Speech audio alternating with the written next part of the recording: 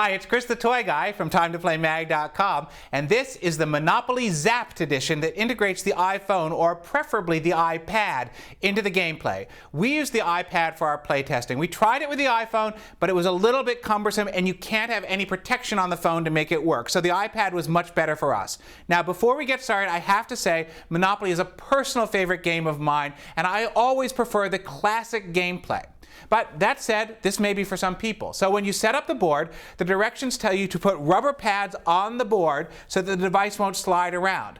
The rubber pads are missing from the set we opened, but you're going to need them, as some of the activities we'll get to in a second can make the iPad slide around.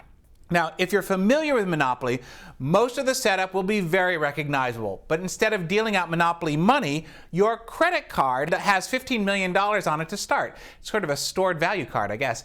Roll the dice and move around the board as normal, but on every turn you'll take an action. Touch your name and select the action. For instance, let's say I land on Vermont Avenue and I want to buy it. I touch my name, property, buy, and enter the amount. Then I tap my card on the screen and it deducts the amount from my bank that I've paid, and I take the deed to the property.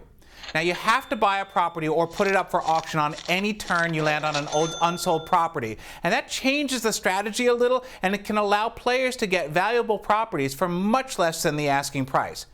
Chance and Community Chess cards both have mini-games that require you to use the iPad to play. And here's where it makes sense to have those rubber pads. Younger kids are probably going to like these mini-games better than older players who may just want to play Monopoly. Actually, some people just wanted to draw the chance card and keep the game going and not do the mini-games at all. The mini-games slow down the gameplay overall and change the focus, and we found them to be a bit erratic and didn't always perform consistently on the iPad too. The electronic banking is kind of cool, but the cards don't work every time, and you may have to touch the screen several times with the card to get it to work. Because the iPad is conductive, you have to get your fingers touching this part of the card, and these dots have to touch the screen. They have to be flat and both have to connect.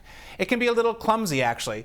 Mostly what we noticed was that the players didn't interact with each other as much when they are all staring at the iPad. At the end of the game, the process for determining the winner takes a long time. You have to track each property, whether it's mortgaged, and how much has been built on it. So, at the end of the day, this is a decent version of Monopoly that does let you play the game, but as we found, board game fans were less intrigued by the iPad interaction than more casual players. And younger players who like the mini games embedded in the video games are really the target for the Chance and Community Chess activities. Some older players may just find all that stuff frustrating. And let's not forget that this game costs about $10 more than a basic Monopoly game, not to mention $499 for an iPad. Bottom line, however, before investing in this, it's best to know the type of player who will be involved. As noted, kids who are fascinated with all things iPad and who may not have the patience for a traditional game of Monopoly will like the way the iPad features break up the play. Others may not need all the bells and whistles and just want to play Monopoly. Your call. For more on this game, including what it costs and where to purchase, as well as the best toy reviews online, visit us anytime at TimeToPlayMag.com, your #1 source for all things play.